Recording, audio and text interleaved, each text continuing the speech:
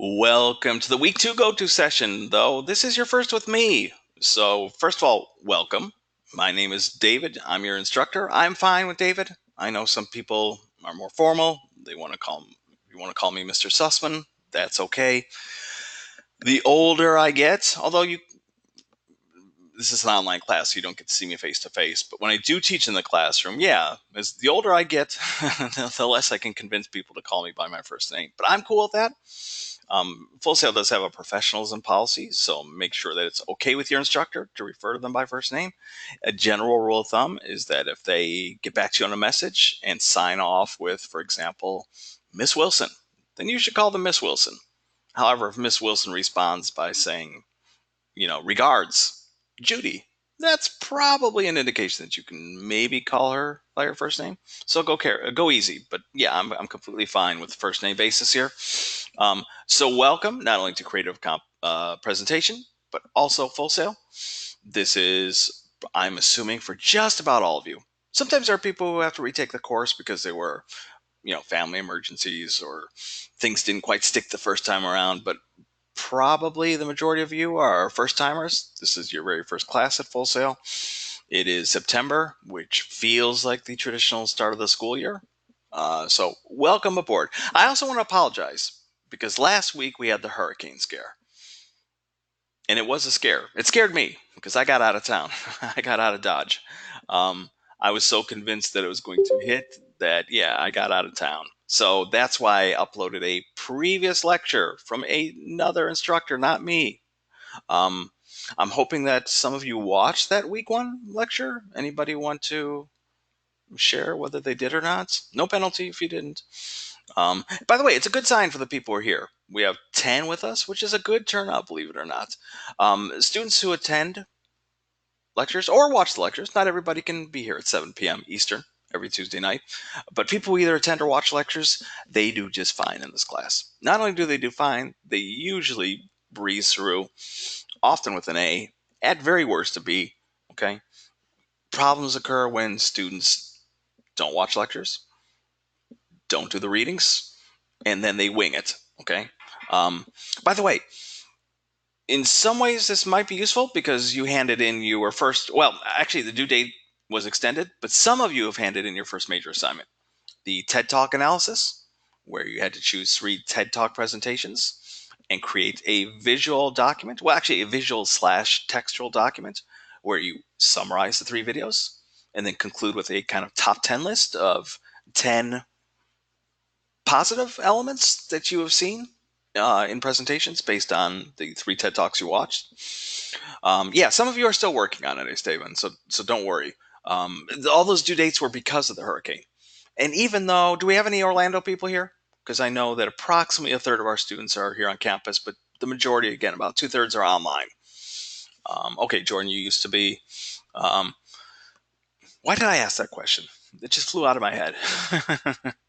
And I made a comment about this somewhere on the discussion board because you're commenting about your previous experience with presentations, your comfort level, your experience with not only public speaking but creating visual documents.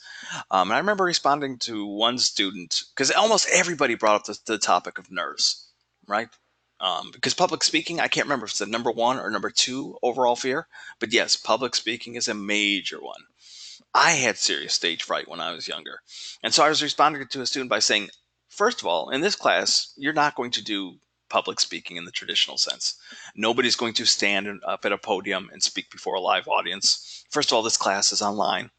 But no, we're not going to have a giant go to session where, let's see, I'm teaching 3 classes, so that's approximately 75 students. So, no, not all 75 are going to show up, and one by one, you're going to deliver your lecture and, your presentation, your final presentation in real time. So that should calm everybody's nerves. Okay. The presentation you will create for this class, which is about the instructions say 3 to 4 minutes. And this is the end of the month presentation. Though you'll begin planning for it this week. Sometimes I say 3 to 5. That's fine because sometimes people go a little bit over. If it's 5 good minutes, I don't have a problem with watching an extra minute or 2. But yeah, you will entirely create the presentation. Meaning, if let's say you're using a very traditional tool like PowerPoint, you'll create the slides, you'll choose visuals, you'll place text on slides. We'll talk a bit more about do's and don'ts. And then yeah, you'll prepare a script and you'll record that script, a polished script. Okay, so you're not going to speak extemporaneously. You're not going to wing it. But yeah, you're in control. You get to create this baby from start to finish, right? And you are in charge of everything.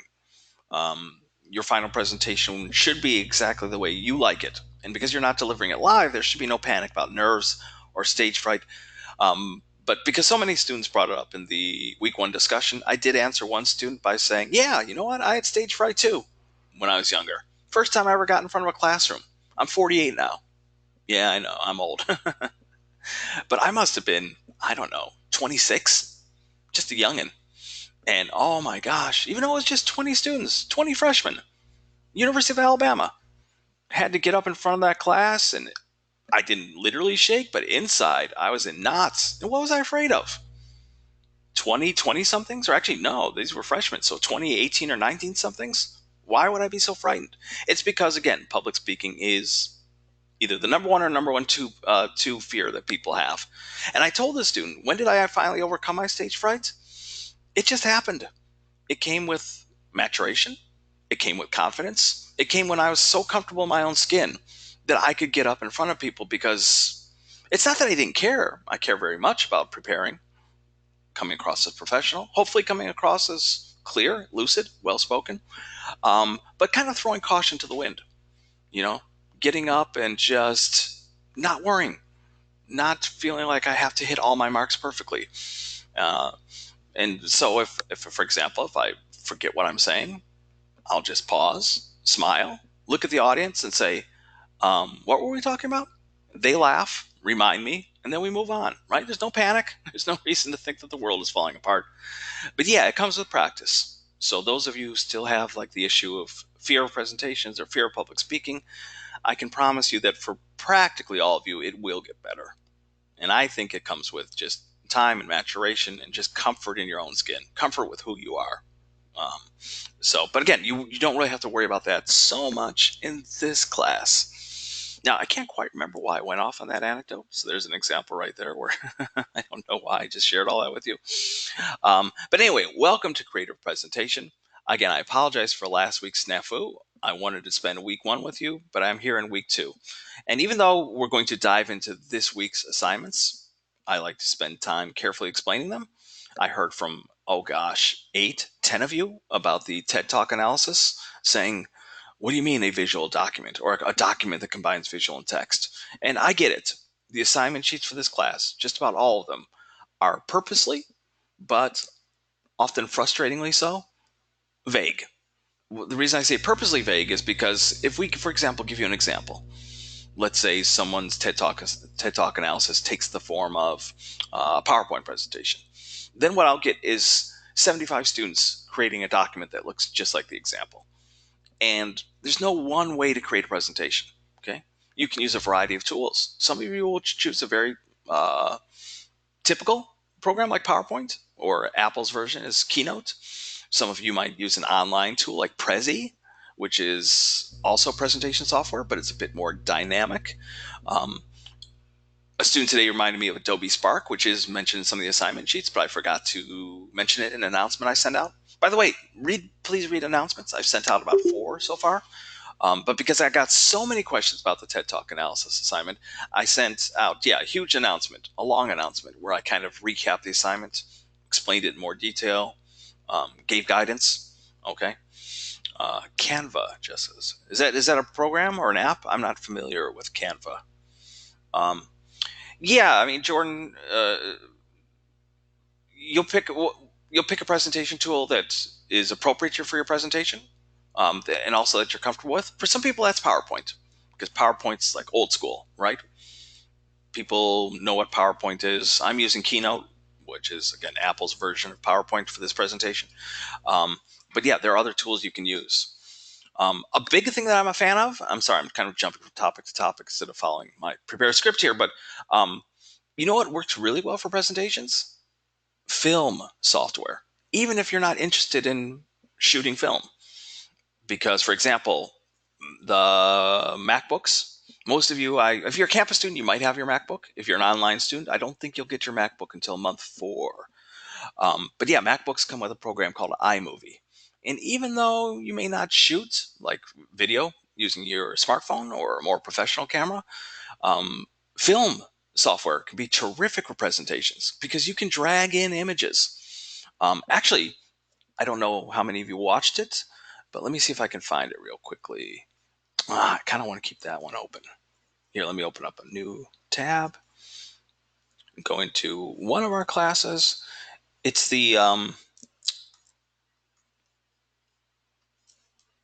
my welcome video, which is very, very old.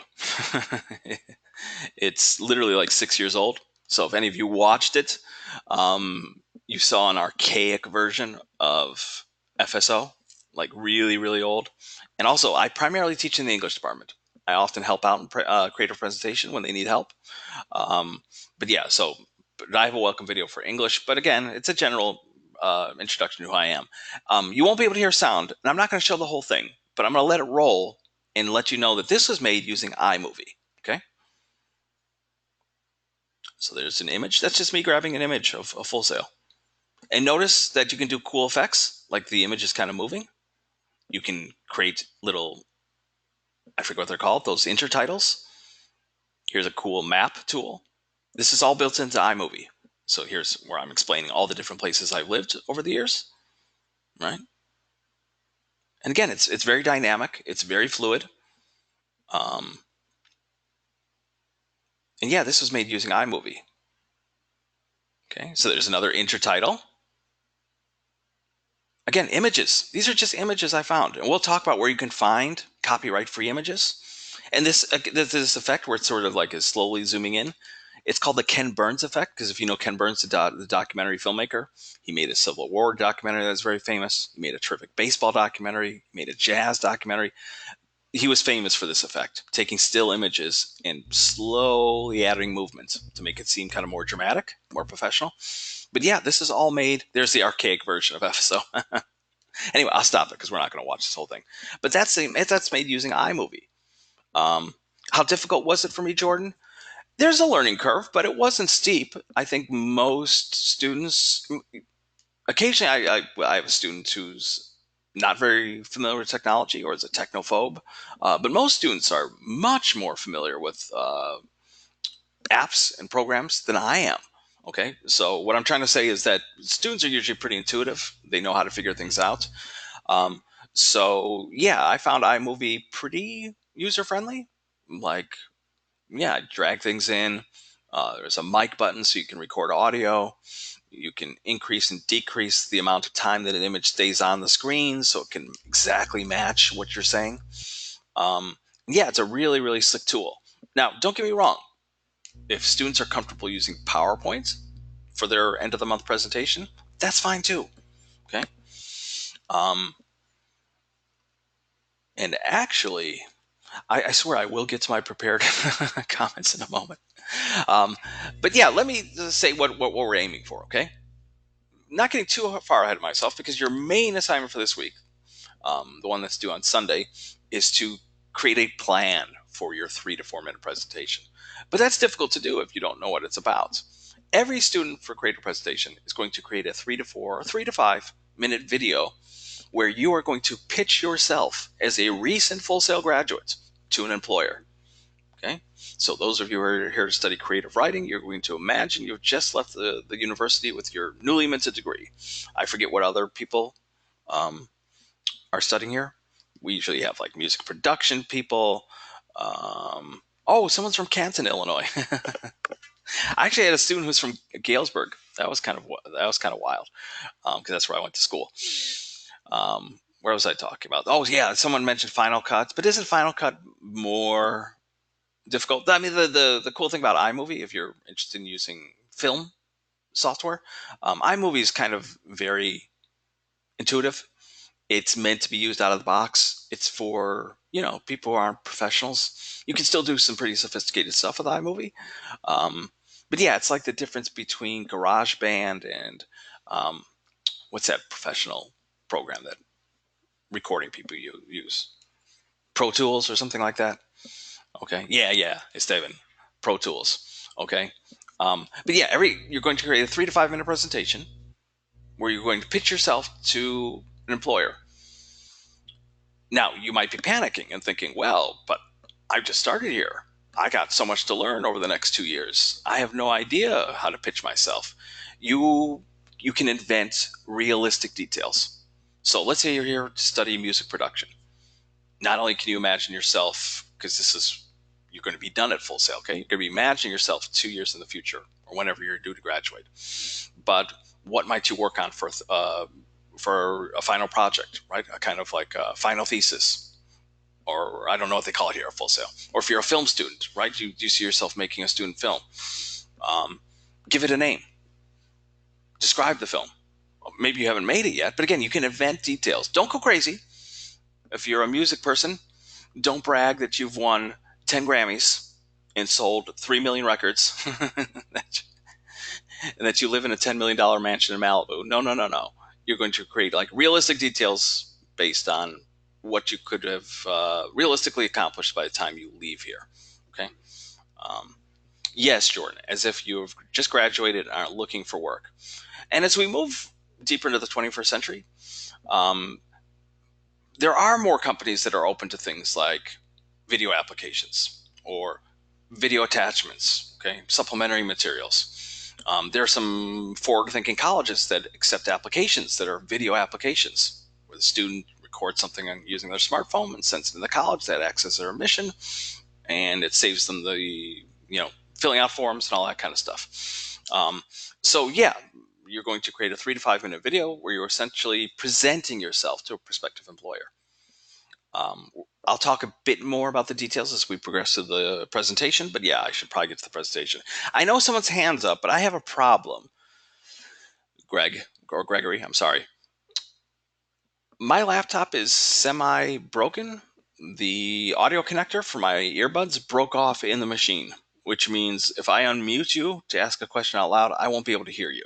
I can use my headset to speak to you, but I can't hear you in return. So even though I know it's a tremendous pain, and I would ask that you type your question in the chat. Okay, I promise to get to it. Okay, let's get to the presentation. Welcome to week 2.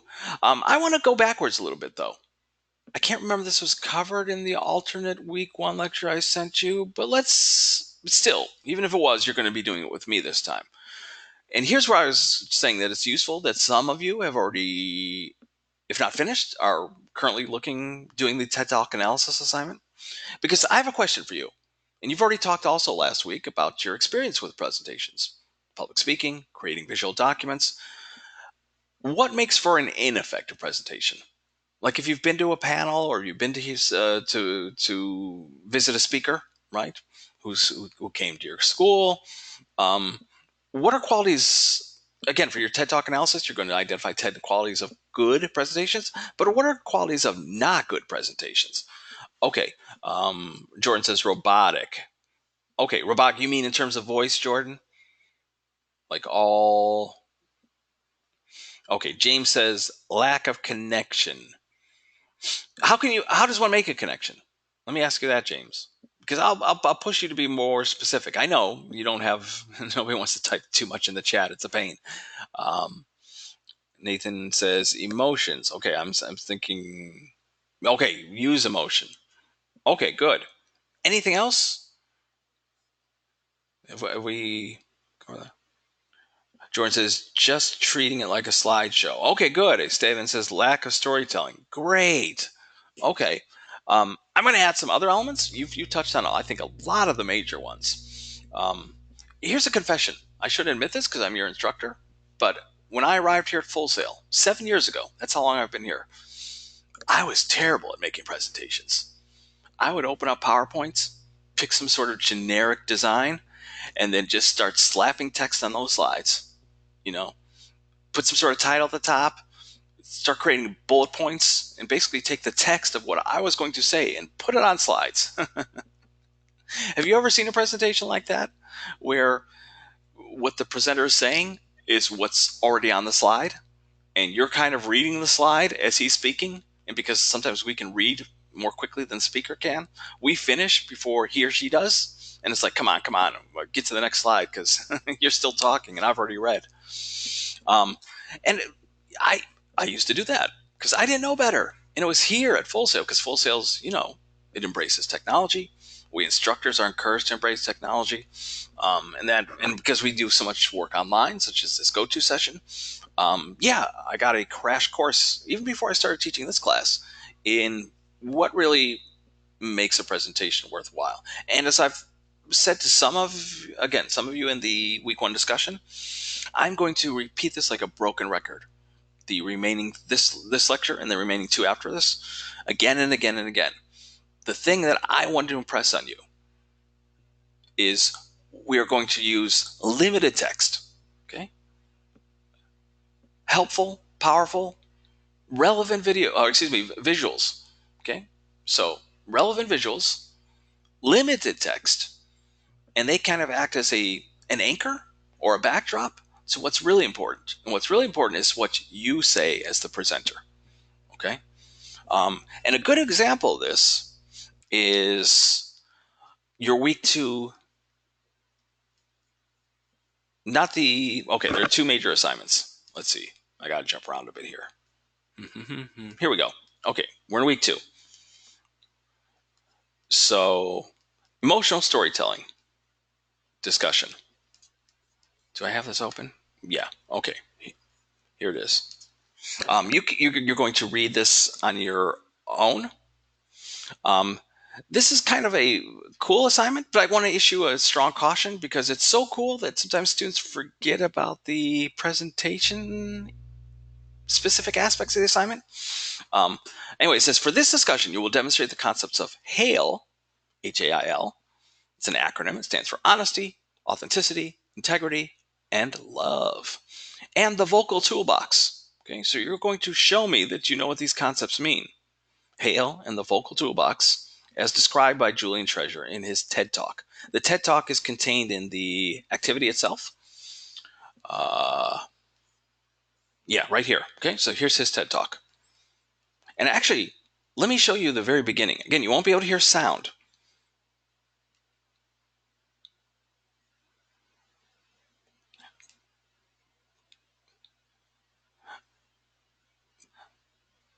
Here we go. Let me preface this by saying that Julian Treasure, he's discussing successful communication skills, like how to be a more skillful and eloquent speaker. He begins with a pretty clever twist on we've all heard of the seven deadly sins. Well, he lists these seven deadly communication sins, right? That's kind of his opening move. Clever, right? I mean, maybe it's not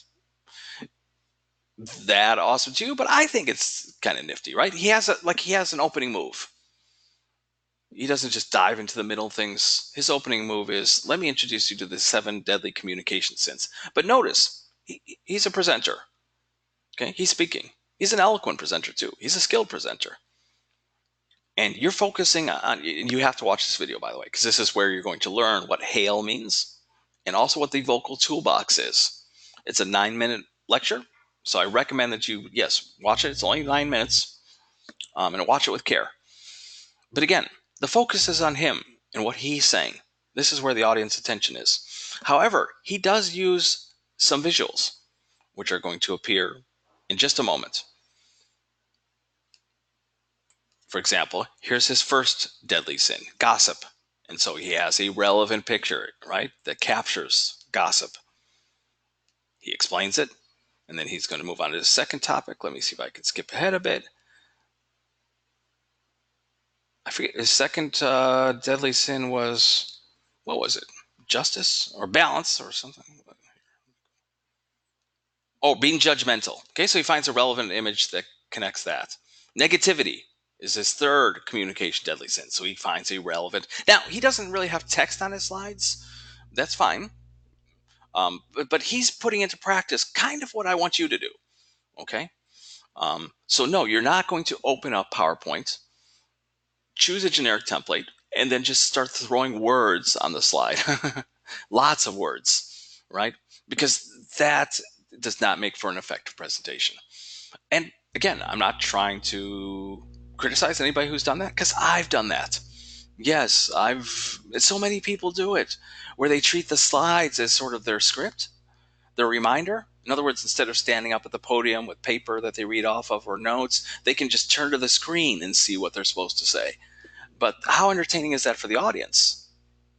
Not very, right?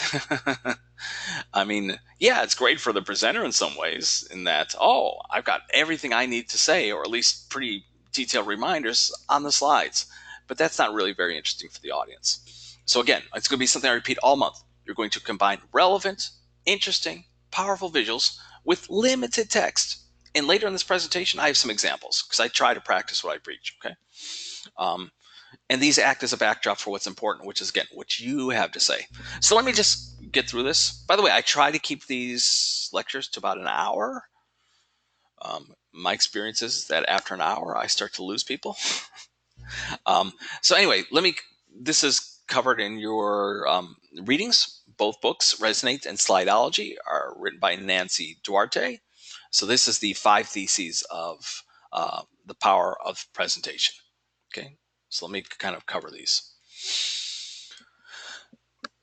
First of all, we have to consider this idea of how do you get inspired? Because when some of you are reacting to when I asked you what makes for a bad presentation, and some of you said robotic, right? So a voice that doesn't move up and down or is all one level. And by the way, Julian Treasure talks about that. Okay, because after he lists these 7 deadly communication sins, he talks about the aspects of communication that you should be embracing, like changing your pitch, right? You can speak up, you can speak down, um, other things. Again, I'm not going to spoil the whole video for you because you have to watch it.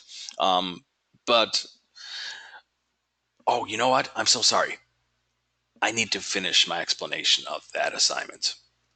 Okay, so for this assignment, okay, emotional storytelling, you will demonstrate the concepts that Julian Treasure shows in that YouTube video. Okay, so vocal toolbox. This is his 6. He has 6 things that he says can improve one's speaking ability. That's his vocal toolbox. And hail, which he also covers in the video. Tell your audience a story centered around a piece of media that resonates with you. Okay, so you're going to choose a work of art that you love. It can be a movie, it can be a song, video game, painting, sculpture, book, what have you. It can be an album. If none of these categories, you don't have a movie that moves you or a song, video game, etc., and you want to throw another art form my way, like dance, yeah, just present it to me. I'll probably say that works. Yeah, the options are endless. And then using storytelling techniques from last week's reading, you'll create a 2 to 3 minute audio visual project, okay, and respond to the prompts below. A lot of words, but basically you're going to choose a work of art that you love, and you are going to, using Julian Treasure's TED Talk as a kind of model, you are going to try to skillfully tell your story. When did you first encounter this work? What effect did it have on you? Emotional effect. Why is this piece of art your favorite? How does this inspire you? Again, these are broad questions. They're not Q&A. So your presentation is not going to be, when did you first encounter this piece of media? In the spring of 2010. Next question. What emotional effect did it have on you? It made me very... No. These are your general guidelines, okay? And from this, you're going to tell a 2 to 3 minute story. And I will ask you to keep it to 2 to 3 minutes. For example, my welcome video, I had to edit that down. Originally, I had a running time of like 8 minutes. But students don't want to sit through an 8-minute welcome video. They're going to think I'm a narcissist. So yeah, I had to ruthlessly cut. I had a script that I was working from. If you watch my welcome video, you can tell I'm working from a script. I'm reading from a script. I had to chop lines. I had to throw things out to get it under a running time. I'll encourage you to do the same. Again, if it goes a little bit longer, that's fine. If it's really terrific and I'm captivated by your story and it goes 4 minutes, fine. But concision, okay, conciseness is a skill. So I will encourage you to try to stay within this range. Okay. Anyway, I think it's a cool assignment. Who doesn't love to talk about their favorite? Who already has an idea what they might choose in terms of a movie, a song, an album, a video game, painting, sculpture, a book? Gosh, what would I choose? I'm a big music person. I play piano. I also explained before the lecture started that I have a creative writing background, so I can also choose books that changed my life. Okay, Steven, why don't you share it with us? Which movie or song? I'll share. Uh, Sean says, already made the video. I'm trying to edit the video. Okay, for this assignment, Sean, what did you choose? I love specifics, and I'll promise. What would I choose? If it were music, what's a song or an album that changed my life? That's tough. See, I can't think of something off the top of my head. A book, you know what? It's an oldie but a goodie, but Catcher in the Rye. That book really made an impression on me. I was an apathetic, bright but apathetic student in high school, and sometimes I'd blow off reading assignments or not read the books that we were given. But that book, yeah, it spoke to me. So maybe I'd choose that. I could also choose film. There are lots of films that have made a powerful impression on me. Power of Myth by Campbell. Okay, Joseph Campbell? Wow, that's kind of heady stuff, Jessica. But if that's a powerful work of art for you, that you can tell a story about how you first encountered this media, what emotional effect it had on you. In other words, you can answer these 4 questions in 2 or 3 minutes. Yeah, go for it. Jeffrey says, I'm thinking of the movie's Rules of Engagement. Someone refresh me. Who's in that movie, Rules of Engagement? I'm trying to think, do I know that movie? I watch so many movies, including complete garbage. Like, I'll watch anything. uh, Raymond E. Feast, The Magician's Apprentice. Oh, yeah. Feast. Didn't he write that series? That series. I can't think of specifics. 1978 Incredible Hulk series. Oh, you mean the old television show? Yeah. I'm old enough to remember that. Samuel L. Jackson. Okay. Maybe I didn't see Rules of Engagement. Okay, but anyway, I don't know. Doesn't that sound like fun? Students sometimes go, why am I analyzing this presentation? Why am I doing this? Even though it's a class about presentations. But here you get to write about something you love. Who can't do that? Anyway, what is an audio or visual project? Remember, that's your option. Okay. Uh, you'll tell a story centered around a piece of media that resonates you. Okay. Um, you can choose to record a video of yourself, and please upload your video to YouTube because that's how I'll be able to access it. And you have an example to click on. So if you click on this, it will take you to YouTube, and you can see a previous student's effort. We will get into copyright issues, like what sorts of images you can use, what sorts of images you can't. I don't really stress this too much in the first week or so because I just want students to try things out. But here clearly, he's talking about Superman. So yeah, you have an example. And this is 2 minutes. So, and here's an audio option. Okay, so you can record yourself.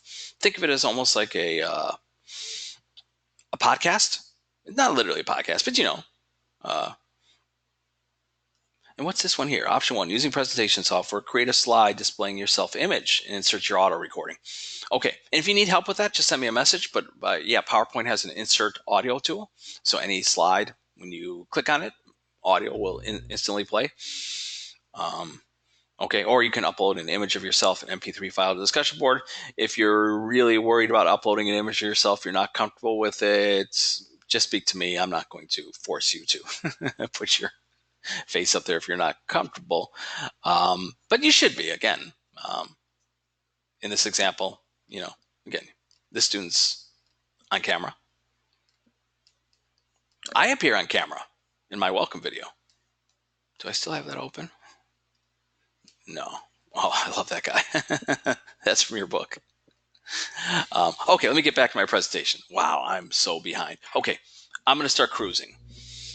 So, you're going to, do we kind of understand the emotional storytelling assignment, the gist of it, right? You're going to choose a piece of media that you love. My big caution, okay, I kind of mentioned it, but maybe I need to mention more strongly. Don't get so lost in talking about your favorite movie or your favorite album or your favorite whatever that you forget to fold in things that you took away from that Julian Treasure YouTube. Remember, this isn't an exercise in you talking about your favorite work of art. The idea here is that hopefully you're so excited about this that you'll be able to practice what Julian Treasure talks about, like not speaking in a monotone voice, okay, and avoiding these 7 deadly communication sins that he talks about. And I'll be looking for those things, okay? Those 2 specific things. Hail, he covers that as well. Speaking honestly, okay? So you're not creating spin. You're not you're not trying to sell yourself. I mean, you are trying to sell yourself, but not a false sense of yourself. Um, A stands for authenticity, which kind of is along the same lines, right? You're presenting an authentic version of yourself. Um, I is integrity, much along the same lines. Julian Treasure speaks more specifically about how these are delineated from one another. And L is for love, which Julian Treasure says not romantic love. It's the sense of caring, okay, that you have, the sense of empathy you have as a speaker. Um, but returning to the main thing we're going to be working on all month, which is that 3 to 5 minute presentation, which you'll begin planning this week, where you will pitch yourself to a future employer, projecting yourself as a recent Full Sail graduate. I want you to consider the question of how do you get inspired, right? Like what inspires you? And I'll even ask more specifically, and you can literally answer in the chat, or you can treat it as a rhetorical question, and you don't have to answer it. But like when you were watching the TED Talks, if you started watching them, or if you completed the week 1 assignment already, were there any TED Talks that inspired you? And what was it about it that inspired you? Or think about your own experiences. What gets you inspired? What gets you excited? And I'm not asking this question generically. I'm asking it because you are not going to create like a visual. I mean, okay, let me rephrase that. In some ways, yes, the 3 to 5 minute presentation, end of the month presentation, is going to be kind of like a visual resume, but it's not going to feel like a visual resume where you're just reading, my skills are XYZ. I earned my degree in music production. No, you're going to have to figure out a way to inspire your audience. Okay. So yeah, consider like what are the things that get you inspired,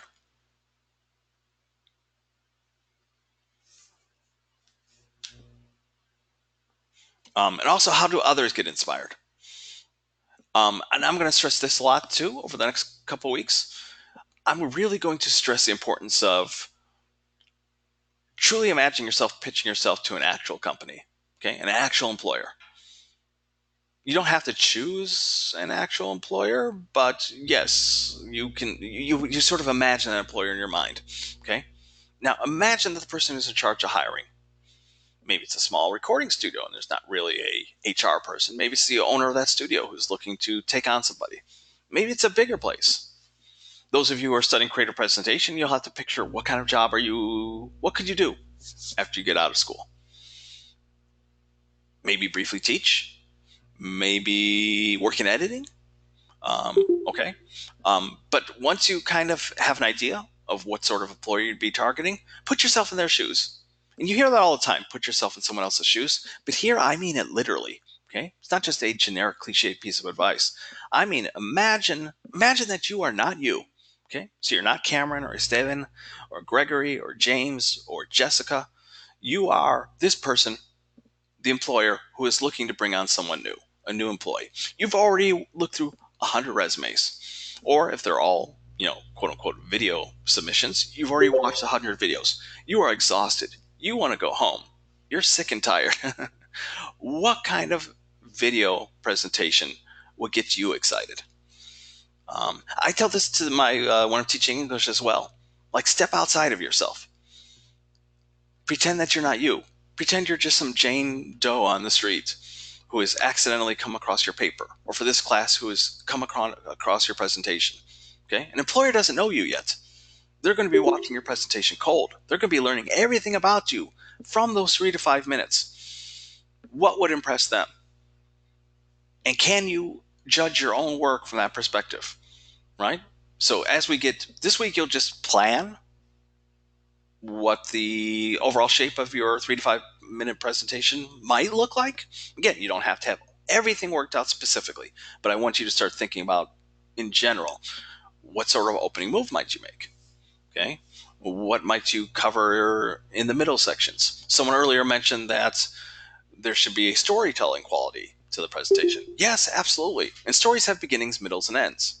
Okay. So for Julian Treasure, he began by riffing on the idea of 7 deadly sins, but changing it to 7 deadly communication sins. That was his opening move. What is your opening move going to be? Maybe the work of art that you choose for your emotional storytelling project, maybe that will be your opening. After all, if you're a film student, and you choose your favorite film for that assignment, maybe that will be your opening. Okay. You know, when I was 6 years old, I saw the 1978 film Superman, and it changed my life. Now, you won't be able to waste 2 to 3 minutes in your end of the month presentation on telling that story. You probably want to keep it to under 30 seconds, but maybe there's material there you can use. But yeah, I want you to start considering these things. What is the overall shape of such a presentation going to be? Nathan says, like a mission objective. Yeah, I think so. I mean, I'm mission objective. Yes, but think of it also within like again, you're going to have a clear beginning, middle, and end. You're going to have some sort of opening move. In your middle section, yes, you're going to cover what you've done, what your skills are, and you're going to present it in a natural way. Again, you're not just going to read your resume out loud. My skills are Microsoft Office, Microsoft Power. No, okay. Um, and this is why students are sometimes frustrated with the assignment instructions that are purposely vague. It's because we can't tell you exactly how to create your presentation. There's no exact right way. We can talk about general strategies, such as having a beginning, middle, and end.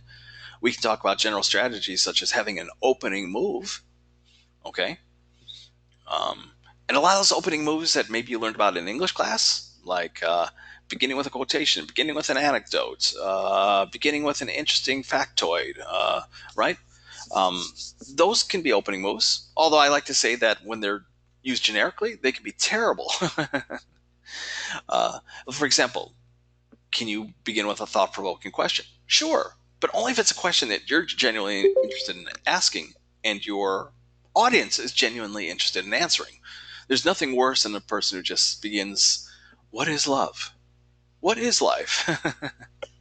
Right? Or they begin with a quotation, which could be powerful, but they just go to a quotation website and choose a quote from Albert Einstein. Why they're quoting Albert Einstein, no one knows. Yeah, maybe it's a nifty quote, but so yeah, but if you use these strategies genuinely, they can be powerful moves. And it doesn't have to be even those specific things, but you should have an idea of like, how am I going to begin?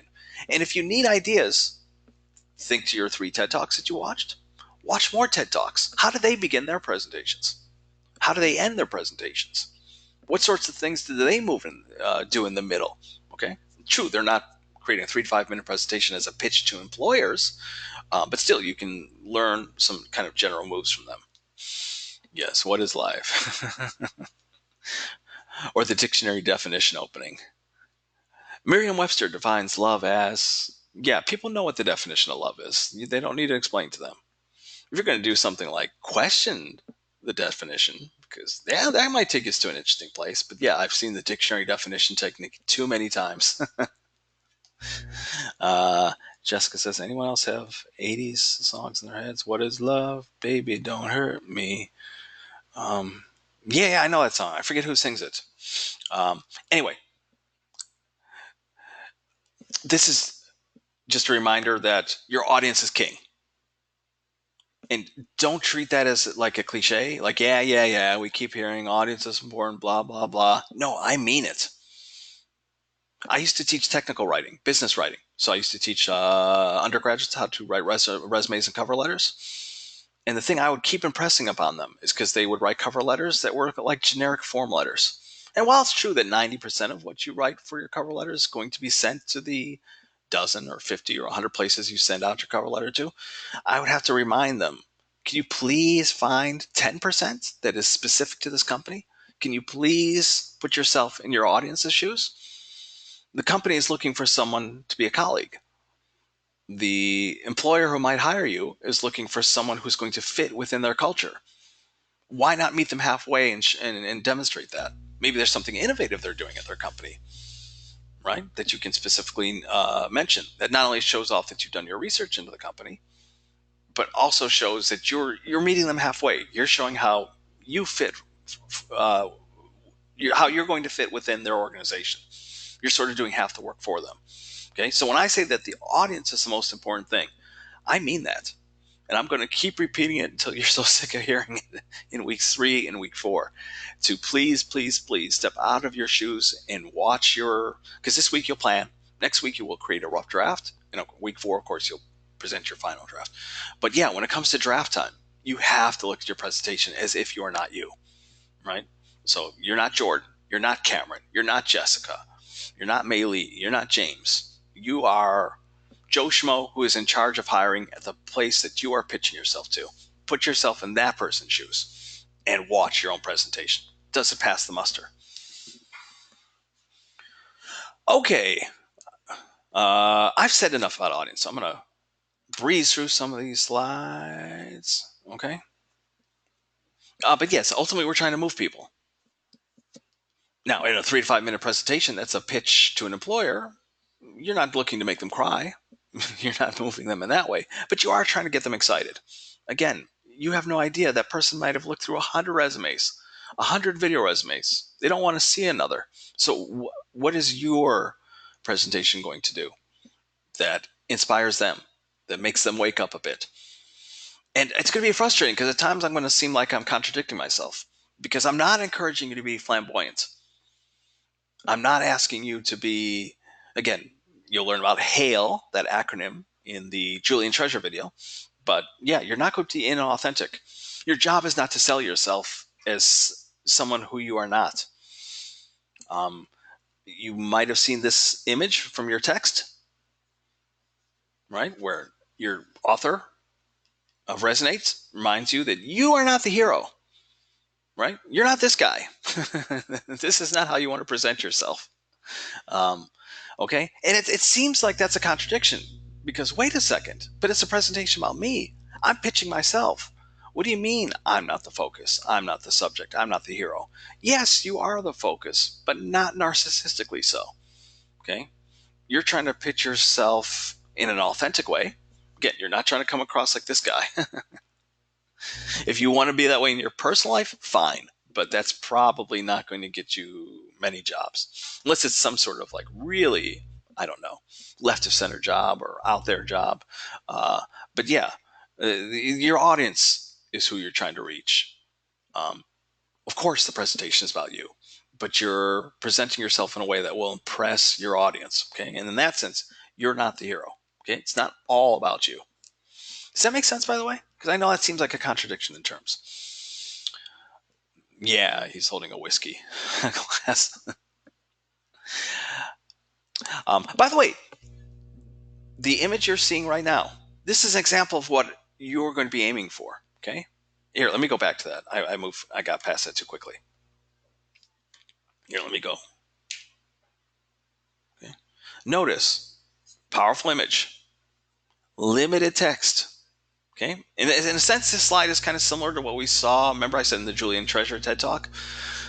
He's the focus. He's standing on stage. He has words to deliver. Your attention's on him, but he has these visuals to help anchor what he's saying.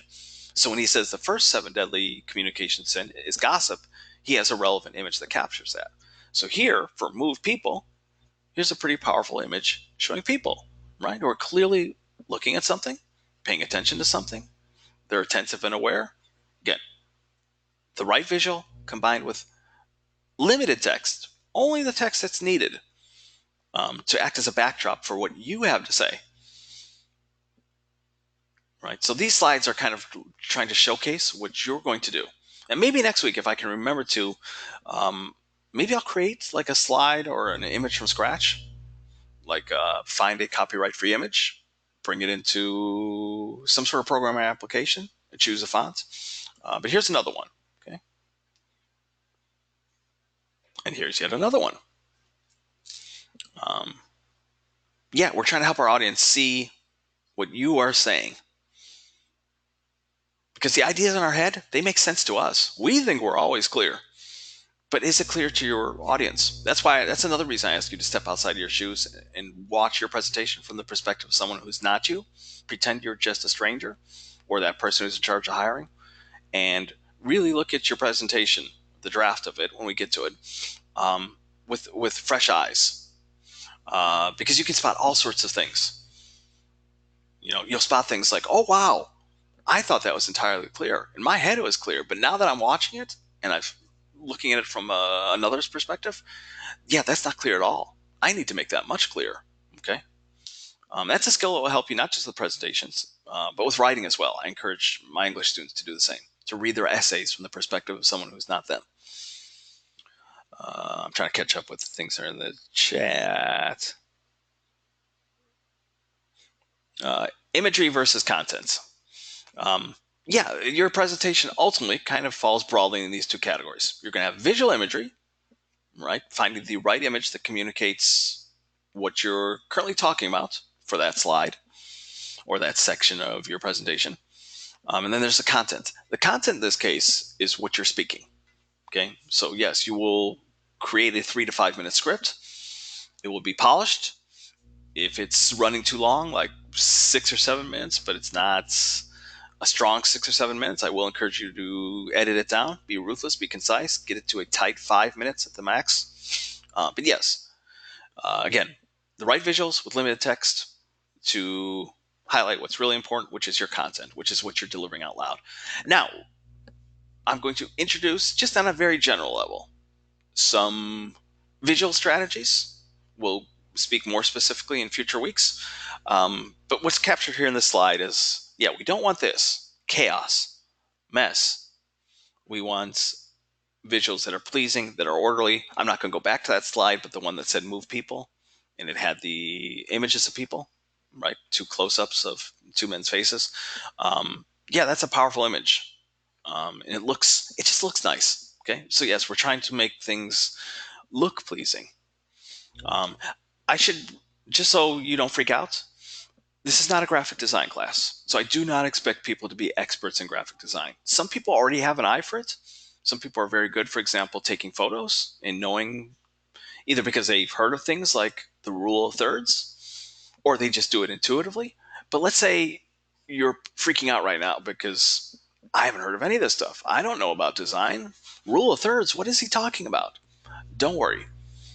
Again, if you're watching the lectures and you're following the general principles that I'll be covering, you should be fine. Again, it's not a graphic design class. What I don't want to see is just things thrown haphazardly onto a slide or onto a page, okay, into your presentation if you're using film software, that you're actually making choices, that you're trying to focus on layout.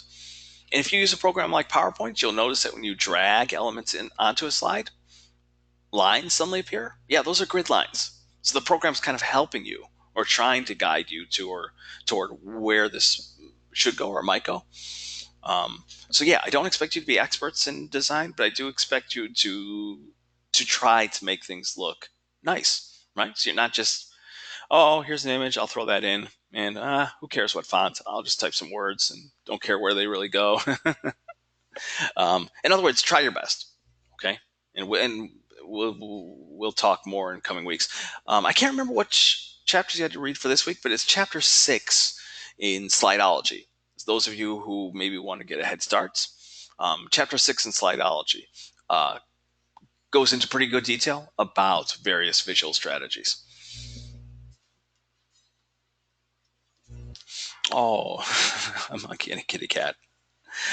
I can't even remember why we have this slide, cultivate healthy relationships. Well, we'll just skip that. Okay, presentation ecosystem. I'm going to buzz through some of this stuff because I apologize. I've been belaboring too much.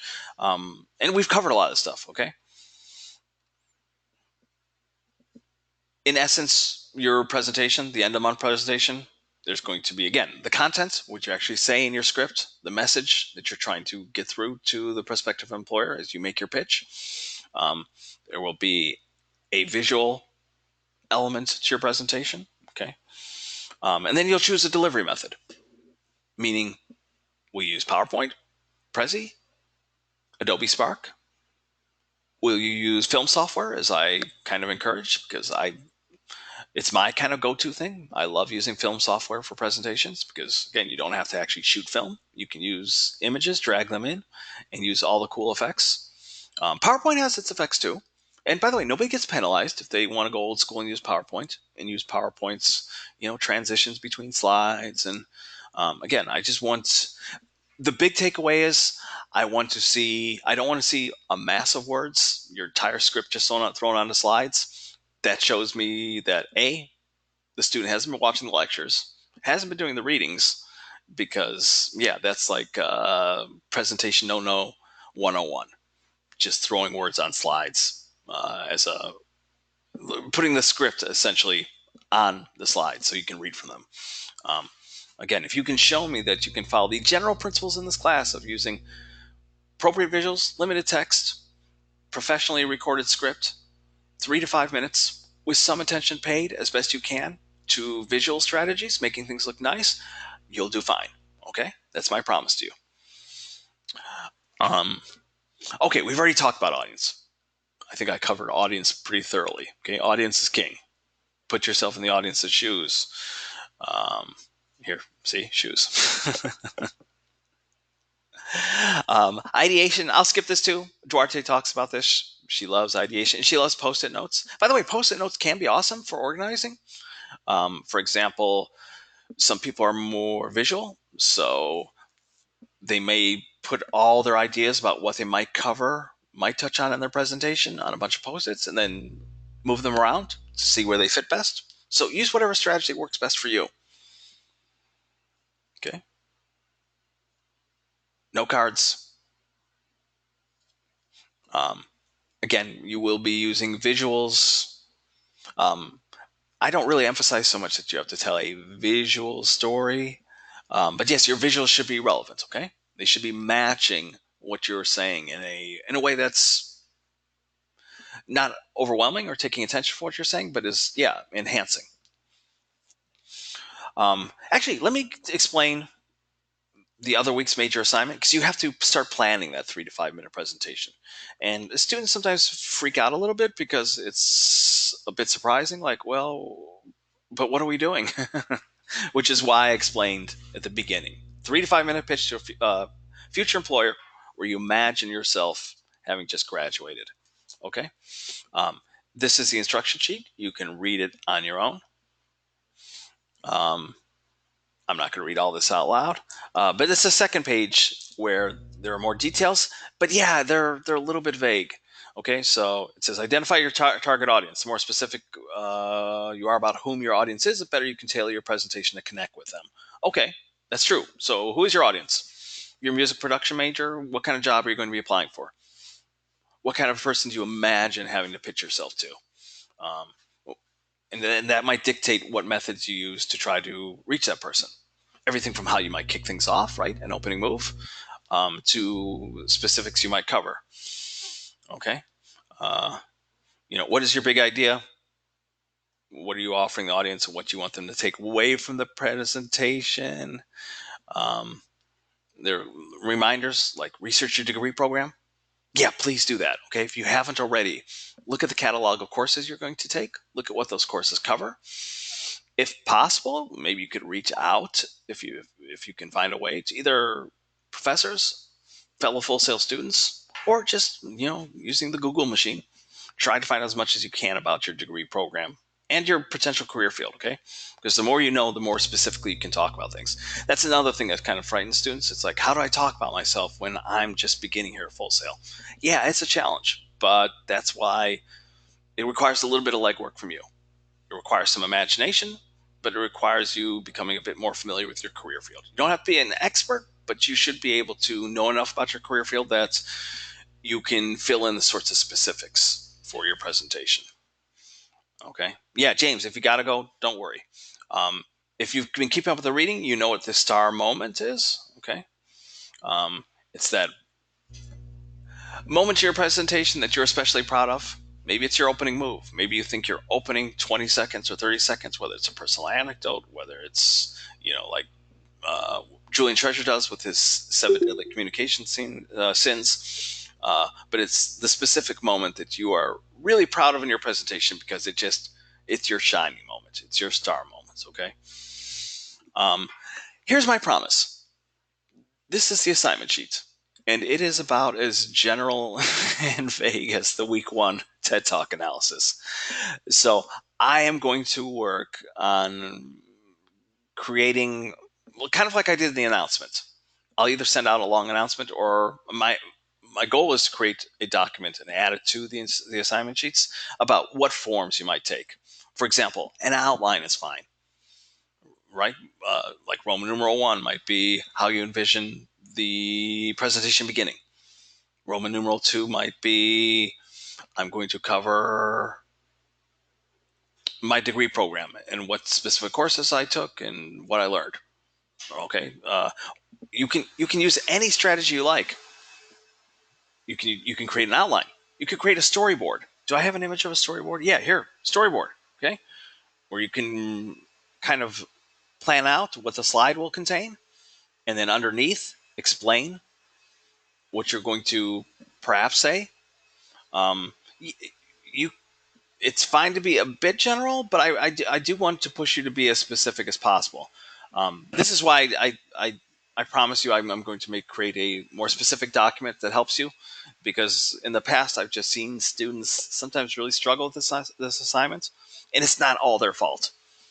It's because they're not entirely sure what their presentation should contain, even though we covered it pretty thoroughly in this lecture.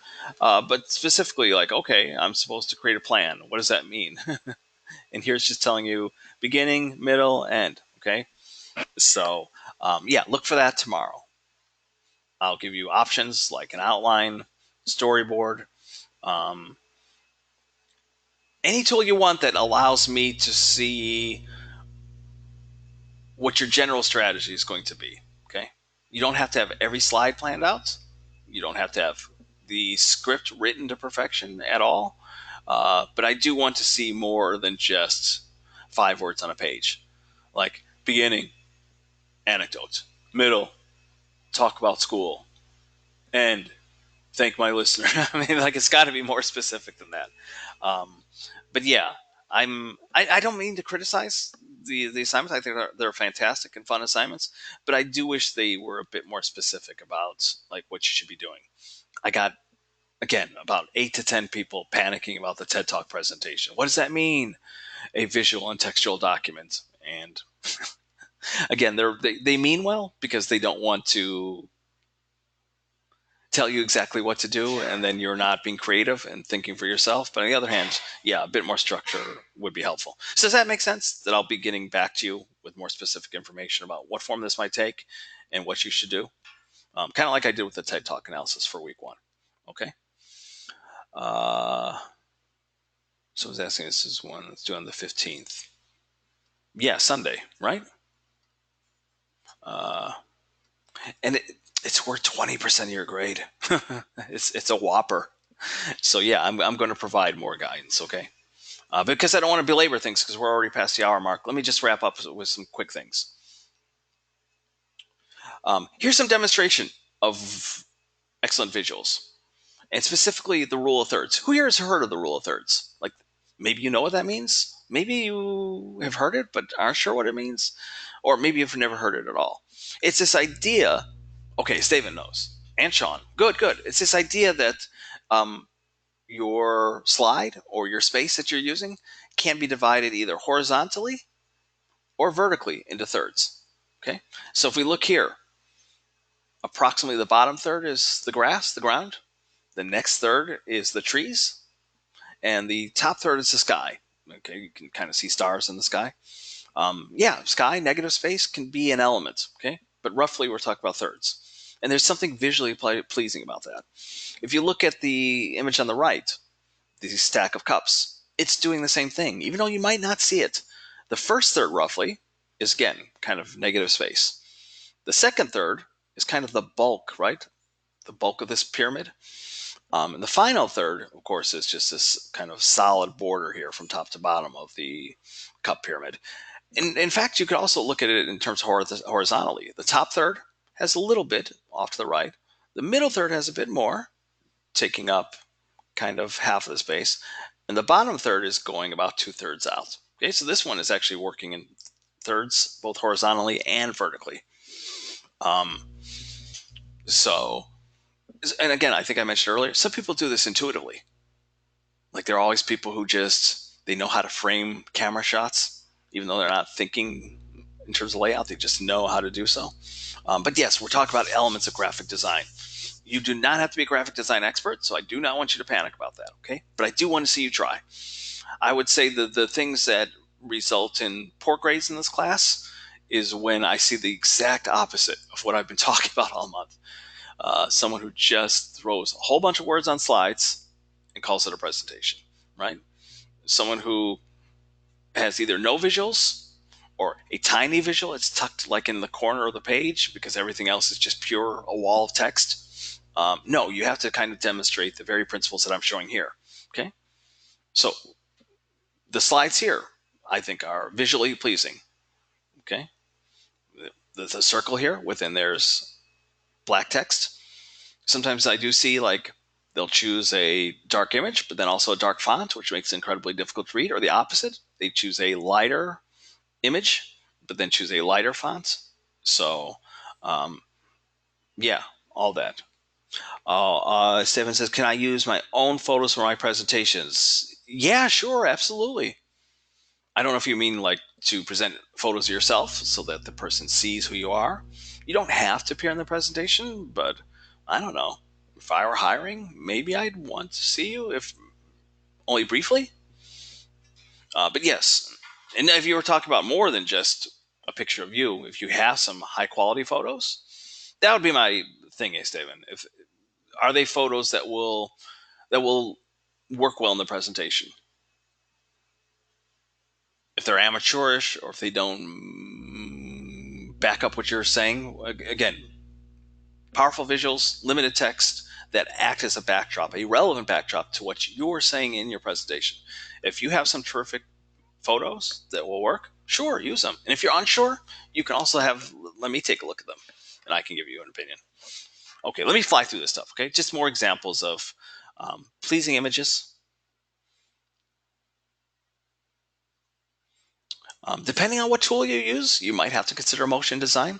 Remember, I showed you briefly my welcome video, and even though I was using mostly still images, again, there's that kind of Ken Burns effect where even though it's a still image, it's kind of slowly zooming in or slowly zooming out.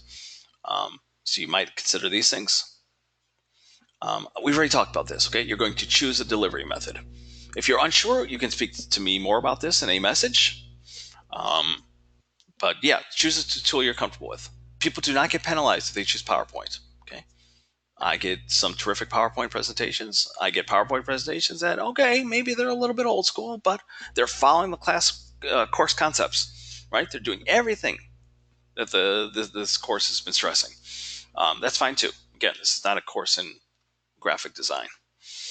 By the way, let's wrap things up. So, do people have questions, comments? I apologize again. I try to keep these around an hour, but I can't always do it. But if you have questions, ask away. If you do not have questions, feel free to enjoy the rest of your evening. I thank you so much for attending. I will see you next Tuesday at 7 p.m. I'm going to hang out for a bit because if people do have questions, and again, my audio is broken, so I can't hear people if they want to speak out loud. You'll have to use the chat, but feel free to do so. But again, you don't have to hang out if you don't want to. We are officially done.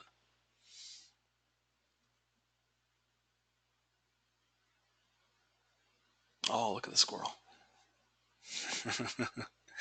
Jordan says, so we need to use images that have the three-part format, correct? What do you mean three-part? Do you mean the rule of thirds I was talking about? No, you don't have to. It's a general design principle. Uh, but if you look at the squirrel photo here, like, unless I'm missing something, like I don't really see the rule of thirds working powerfully here. It's like a general design principle. And actually there are ways in which the space that's being filled can also be examined in quarters or quads, like fours. But yeah, rule of thirds is like a general principle. Um, let's see, do I have another? I think that's it for images.